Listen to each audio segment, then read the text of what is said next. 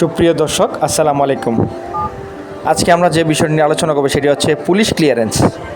Police ক্লিয়ারেন্সটা আপনি কীভাবে করবেন আর কী কী কাগজপত্র লাগবে, আমার এই চ্যানেলটি সাবস্ক্রাইব করে রাখবেন।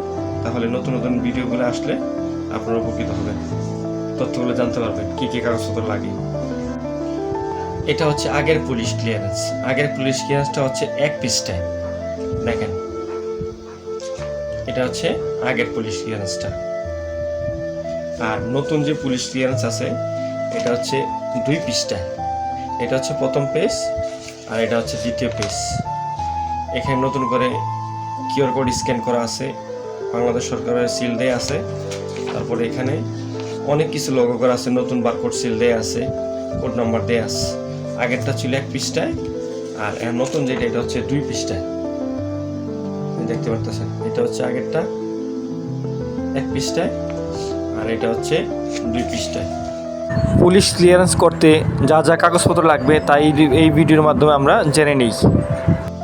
এই পুলিশ ক্লিয়ারেন্স যারা বিদেশে যাবেন তাদের জন্য এই পুলিশ ক্লিয়ারেন্সটা হচ্ছে অনেক গুরুত্বপূর্ণ। আর এই পুলিশ ক্লিয়ারেন্সটার মেয়াদ থাকে সর্বোচ্চ 6 মাস। 6 মাসের মধ্যে আপনার এটার মেয়াদ উত্তীর্ণ হয়ে যায়।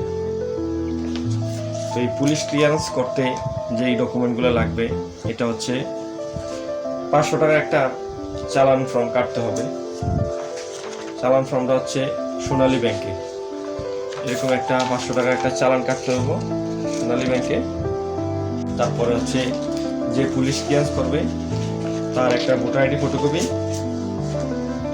একটা পাসপোর্টের ফটোকপি, তার হচ্ছে চেয়ারম্যান সার্টিফিকেট, তারপরে তার বাবার 1 কপি ভোটার আইডি কার্ডের ফটোকপি, মাতার 1 কপি ভোটার আইডি কার্ডের ফটোকপি, আর সবশেষ যেটা লাগবে এটা হচ্ছে বিদ্যুৎ বিলের একটা ফটোকপি। যে বিদ্যুৎ বিলটা দেয় ওই বিলের একটা ফটোকপি লাগবে।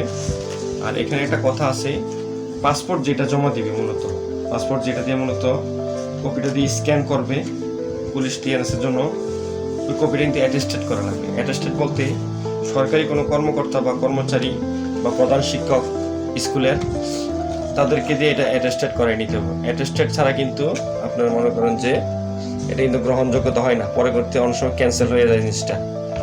পাসপোর্টটা কিন্তু কপি যেটা পাসপোর্টের ফটোকপি যেটা এটা কিন্তু অ্যাটেস্টেড করে জমা দেওয়া লাগবে। এটা হচ্ছে কপিটা অ্যাটেস্টেড করে তারপরে এটা স্ক্যান করতে হবে। তাহলে আমার এখানে কাগজ লাগতেছে, তাহলে হচ্ছে তার হচ্ছে ভোটার আইডি একটা ফটোকপি, পাসপোর্টের অ্যাটেস্টেড ফটোকপি, চেয়ারম্যান সার্টিফিকেট, তারপর লাগবে হচ্ছে বাবা মার ভোটার আইডি কার্ডের ফটোকপি, আর সর্বশেষ হচ্ছে বিদ্যুৎ বিলের একটা ফটোকপি। এই কাগজগুলো হইলে একটা পুলিশ ক্লিয়ারেন্স সে আবেদন করতে পারবে। পুলিশ ক্লিয়ারেন্স আবেদন করতে 500 টাকার একটা সোনালী ব্যাংকের চালান লাগবে, যেটা জমা দিবে সেই 500 টাকার মধ্যে। আর কম্পিউটার দোকানে 100 টাকা 200 টাকা যা লাগে সেটা তার মন মতো দিতে পারে।